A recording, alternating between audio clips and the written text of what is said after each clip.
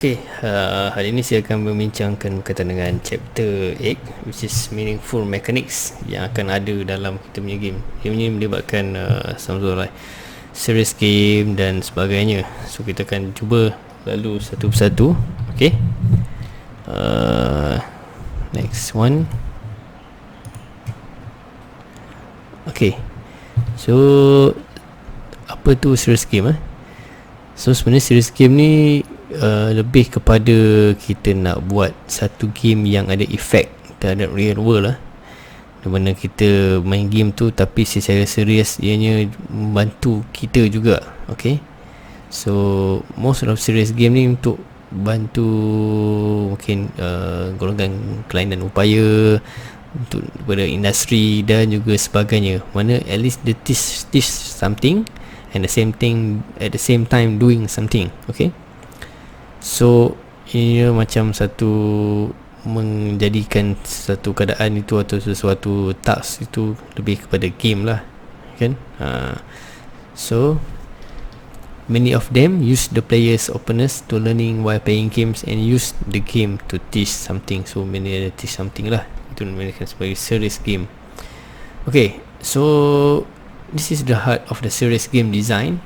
Okay, so serious game ni fall into the middle of these three items, theory, between the content dan juga game design. So dia somehow dia masuk semua elemen dari segi theoretical aspect dan juga dari segi education, dan juga bawah tu game lah, berkaitan dengan game, which is most of the game design. Kadang-kadang mostly game lebih kepada antara theory plus game design.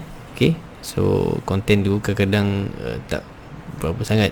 Contoh mungkin kita tengok game apa, game SimCity. So somehow kita belajar cara kita nak learning nak apa, handle human dalam pembangunan bandar dan juga sebagainya. Okay, so the early serious game adalah board game sebenarnya. Board game tu ada serious game, which is you learn something that you learn about the state, learn about the location and so on. Okay, so this is the origin, the pattern in the January 5th on the 1904. So lama dulu. Okay, so what we know as the Monopoly today originate as a serious game. It borrows heavily from the early work called the landlord game. Okay, untuk kebanyakan game yang modern, okay, either computer based ataupun tabletop. Okay, so kita boleh tengok balik daripada sejarah dia, iaitu daripada contoh ni sejarah war game dia from the German. Okay, so somehow dia macam berkaitan dengan strategi game lah. Okay, so kita boleh tengok dia punya kat gambar tu penggunaan macam kita rancang strategi untuk menyerang opponent dan juga sebagainya, kan? So dia gunakan dadu, lepas tu dice are used to determine the effect of one unit firing at another unit or engaging in a close combat. Okay, so bila teknologi semakin berkembang, so mostly akan didesignkan kat dalam komputer. So diorang akan menggunakannya dalam sekolahan dan juga dalam perkhidmatan universiti untuk teach everything lah. So that is we call it a serious game. Okay, so kita just nak bukan saja main game tu untuk hilangkan stress dan sebagainya, tapi kita guna untuk teach something dan juga learn something dan sebagainya. At least kita learn something lah daripada tu. Okay, so there's no reason so why game cannot be fun and meaningful at the same time. So game tu mana, game strategi semakin berkembang, bahkan game-game lain pun banyak mengajar kita beberapa perkara seperti dari segi ekonomi, dari segi landscape dan sebagainya, kan? So ini mungkin kita boleh dapat dalam game game berkaitan dengan action game lah.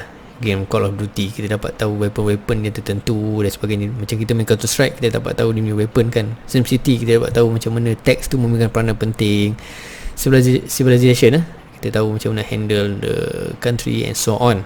Okay, so that's some sort of serious game yang ada.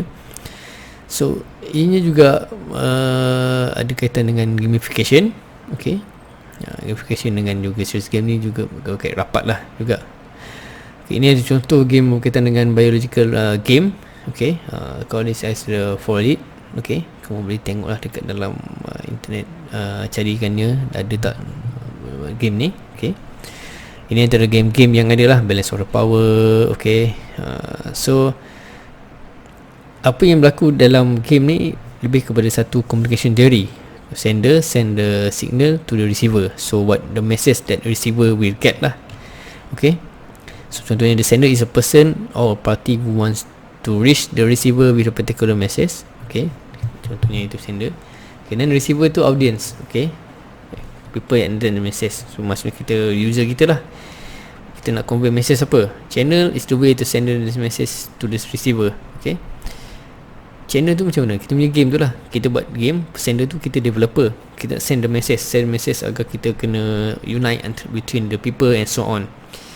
The signal consists of tangible physical signal used to address the receiver. In the book, the signal is built from the word and letters. In music, the signal consists of vibration in the air that recognized as sound or different frequency and character. So dalam signal tu, channel kita game, tapi dalam channel kita game, tapi signal kita adalah apa? Mungkin kita punya image ke dan sebagainya kan. Okay. So the message tu, apa message tu? Sama ada tersirat ataupun yang tersurat lah. Okay.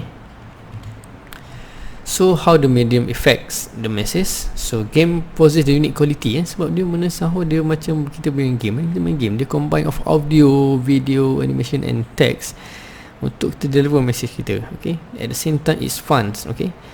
So saya percaya sebenarnya ada game ni lebih kepada kita datangkan orang kata apa, fun tu datang dulu, barulah kita akan belajar something. Okay, dia akan belajar secara tidak langsung. Game ni kita kena pastikan ianya user atau gamers tu belajar secara tidak langsung. Kalau dia kena learn something dulu untuk baru dia main game tu, itu tidak, itu sebenarnya tidak berapa affects the user. So that's why kita kena pastikan the game tu is fun first before it's going to be the user is going to learn something. Okay. So how the mechanics send the message? Good game. Sales game include don't lecture or praise. To use a game to communicate, you don't just produce a clever signal to convey your message. Instead, you construct a machine, the game mechanic that produce the signal for you. So game mechanic tu adalah kita punya signal. Okay. So mechanic tu macam mana? Element of jumping ke, element of solving the puzzle ke, benda tu, mekanik tu yang sangat penting. Wow, seronoknya. Dan lompatan dia sangat menarik berbanding lompatan yang lain. Contoh game Mario tu tetap hebat kan berbanding game lain. So macam mana kita pastikan dia punya game mekanik tu menyebabkan user sentiasa ataupun teruskan bermain game anda, dan akhirnya message anda tu sampai. Okay, dia akan tamatkan game tu dan sebagainya. Kadang-kadang ada game tu dibuat lagi sampai pertengahan jalan orang dah tak main dah. Okay. So okay. So ni contoh game SimCity. So game SimCity, tengok kita dapat awal-awal mungkin kita tak tahu lagi macam mana nak handle benda ni. Awal-awal memang susah lah. Okay, bukan susah, maksudnya kita start dengan sikit benda, kita tak tengok pun benda ni. Lama-lama kita dah makin lama makin main sebagainya, kita akan nak buatkan teks. Contohnya teks kan situ 9%, ada sampai 10%. Sampai tu peringkat ni kalau teks 50% pun kita boleh jalankan juga game tu, dan orang pun happy. Maksudnya walaupun teks tinggi tapi servis yang kita bagi tu sangat bagus. Okay, mungkin dari segi transportationnya dan sebagainya kan. Ini ada game-game lain lagi. Okay, masih ada. Okay, kita memang dah boleh create game tu, tapi what is the design challenge? Okay, so macam mana kita nak design dia punya game tu so agar dia menarik. Okay, so writing an essay or making documentary to send your message require talents, but at least you know that you have complete control over the signal you have created. Sending message via mechanic is trickier. So macam mana kita nak send the message tu via the mechanic? Maksudnya macam kita nak pastikan game mekanik yang kita buat dalam game tu, contoh mekanik yang ada dalam game tu, ini adalah satu pembelajaran kepada pengguna tu ataupun satu gamer tu kan, untuk belajar something. Itu susah sikit lah. Boleh tadi kita just letakkan nasihat dan sebagainya kan. Okay, this is the semiotic of the games and simulation. So between game, the narrative and simulation, narrative mostly ke movies. Game Tetris simulation compared to is in between game and narrative. So action game, orang playing game, kita pastikan dia tak di tengah. Macam Tetris tu mostly on game, okay, computer chess dan sebagainya. Kemudian pergi ke arah narrative-nya, type movies, multi-path movies and so on. Benda-benda kita boleh dapatkan macam The Last of Us punya game, dan sebagainya lah. Game-game yang banyak akan lebih kepada penceritaan. Just kita pilih dialog je, kemudian dia akan tentukan arah tuju cerita kita ataupun game kita ke arah apa yang kita pilih. Okay, it is called as a butterfly effects. So kita dapat buat satu pilihan, dia akan pergi ke arah apa yang kita pilih tu. Okay, so this is list of the game schematic in that. So dia akan listkan few the schematic tu. So they apply it with the consensus rules, create the schematic domains, contain signs and symbol, okay, and so on. So a lot of things lah you need to consider. Okay, so games and simulation. Okay, so game developers have debated the kinship between the games and simulation for some time.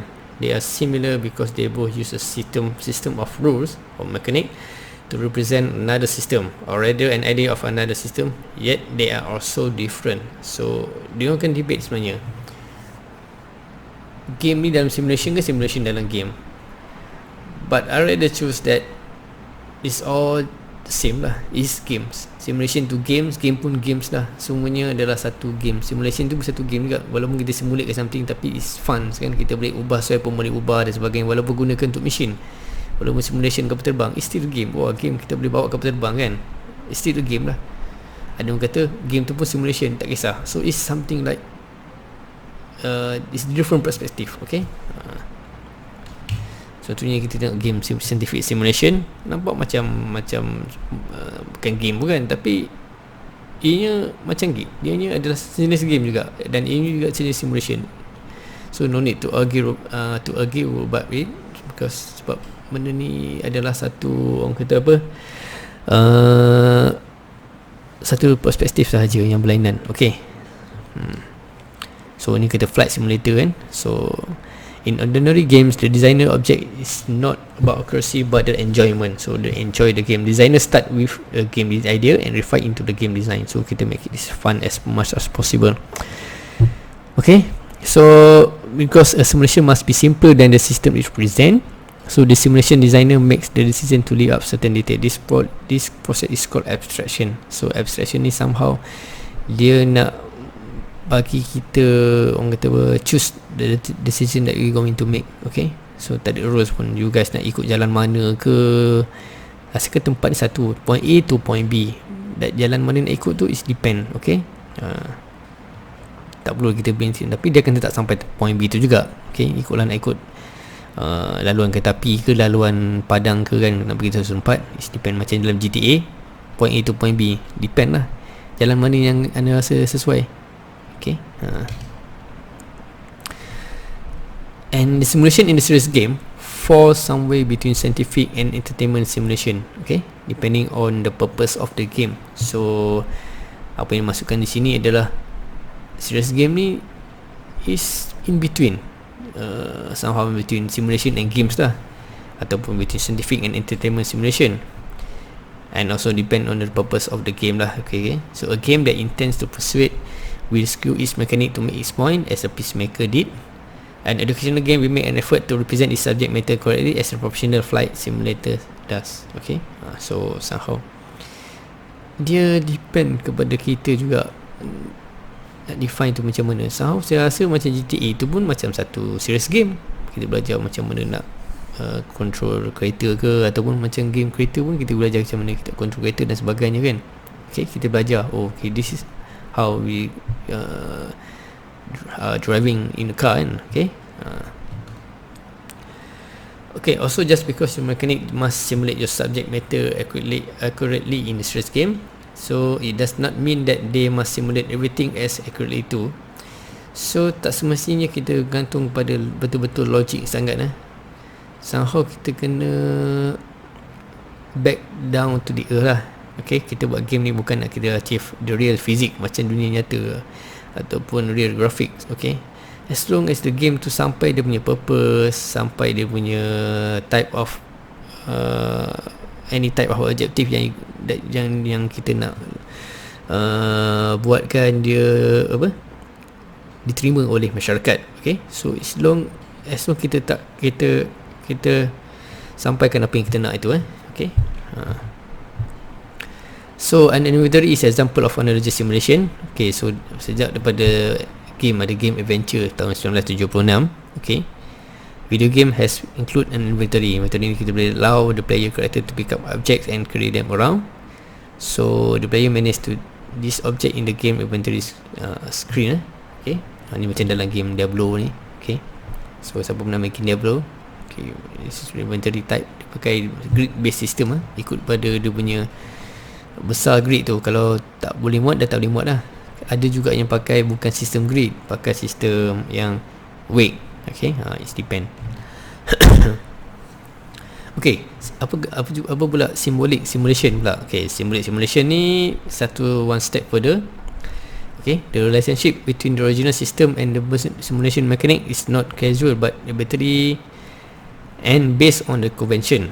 Okay, the use of dice in many board games tend to be symbolic. Okay, so maksudnya symbolic ni macam satu game yang orang kata lebih kepada berkait antara satu sama lain lah.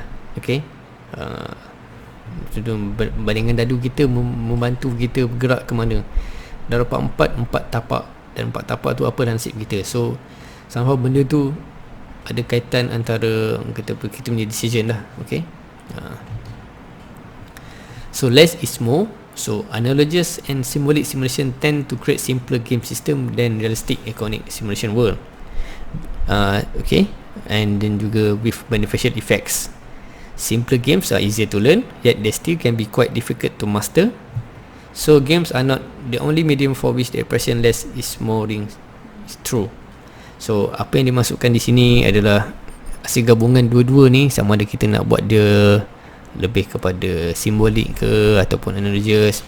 Okay, di mana analogous ni just kita, contoh dalam inventory tadi kita just drag and drop saja kan dia punya item, and juga simbolik ni lebih kepada kita punya decision. So in term of kita nak make it the game to simpler ke ataupun difficult is depend on the developer itself. Okay, okay, so developer kena tentukan apa yang kita nak implement, apa yang kita ada dalam game tu. Okay, so this is multiple layers of meaning. Okay, Umberto Eco points out that having multiple layers of meaning in a single work of art is good for two reasons. So it gives the word of why appeal to many people. So satu game ni akan membawa banyak maksud pada orang, different people, type of people. Okay, so it invite the audience to explore the work in different ways. You might say it create replay value. Boleh kita mainkan game tu semula, okay, dan sebagainya. Kadang-kadang kita nak rasa contohnya game dalam ada game dalam game, contoh game Fallout okay, game Fallout. So kita boleh sama ada tak nak bunuh orang langsung ke, bunuh orang sikit ke ataupun sebagainya. Sama dalam Bethesda ada Elder Scroll kan, sama ada kita nak jenis nak tak nak bunuh orang sangat ke, ataupun kita nak lebih menggembara ke, nak lebih buat allies with other people kan. Okay, contrast and contradiction between different layers of meaning create the opportunity for humor and irony. Okay, so this is create a lot of opportunity lah. Game tu dapat diterima oleh pelbagai jenis individu dan sebagainya. Okay, so one of the recent example of game that offers multiple unrelated layers of meaning is BioShock, game lama ni. So on the surface, BioShock is the survival horror first person shooter with some role playing game elements. Siapa dah main ni memang best lah. Okay, at another level, the player can take the game moral choice of seriously and try to play the game without harming innocent characters known as a little sister. Okay, so saya pun tak pernah main game ni sangat, tapi somehow benda ni lebih kepada kita nak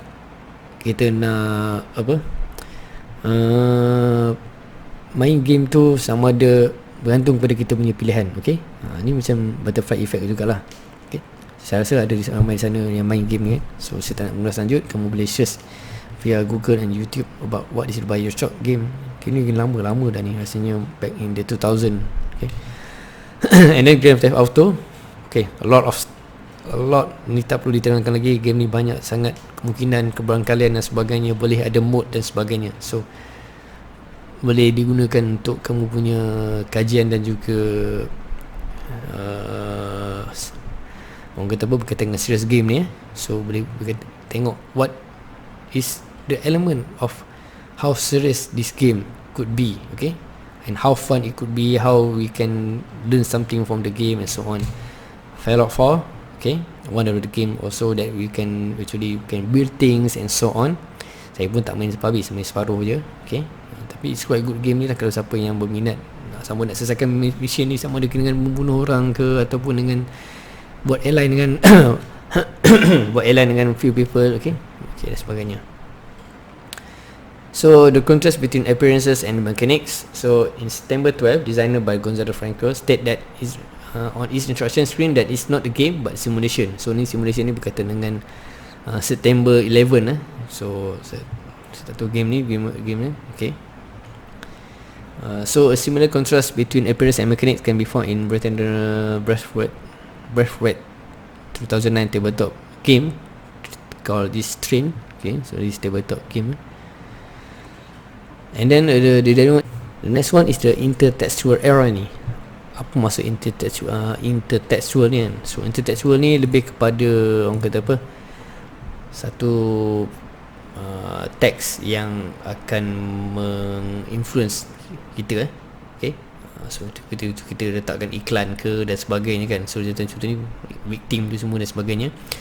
So banyaklah, dan kadang disampaikan message, contohnya orang kata apa, message ni macam message don't do drugs and so on, okay. So kita letak dalam tu supaya at least kita bila gamers tengok, dia akan orang kata apa,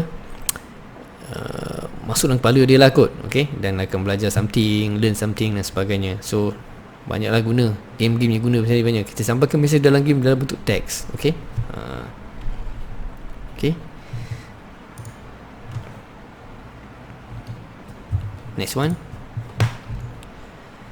Okay, so for the final chapters in our book, this is one of the final chapter, okay. And then there's another chapter in video in making. So we have defined stress game and discuss what they are for and how they work. So and then I hope you learn a lot about game mechanics, okay. Serious game ni saya lebih setuju bahawa ianya satu game yang any type of game yang menyampaikan mesej secara tidak langsung berkaitan dengan macam mana kita belajar dan juga kita terima the good message, okay, within the game lah. So mungkin berguna untuk kita punya pembelajaran, untuk industri dan juga sebagainya kan. At least kita learn something dari situ, okay. So dengan ini habislah chapter 8 ni. So chapter 6, 7 tengah dalam pemungkinan, tapi mostly that one is very technical one. We gunakan machination. So banyak contoh-contoh dah ada di dalam internet. Saya akan gabungkan dan juga terangkan sikit-sikit saja, dan yang lain tu lebih kita refer kepada YouTube dan dah sedia ada. So lepas ni kita akan ada satu topik lagi, okay, yang berkaitan dengan theoretical, okay, berkaitan dengan juga game mechanic design, okay, dan juga ataupun level design. So terima kasih diucapkan. Assalamualaikum warahmatullahi wabarakatuh dan selamat pagi, okay.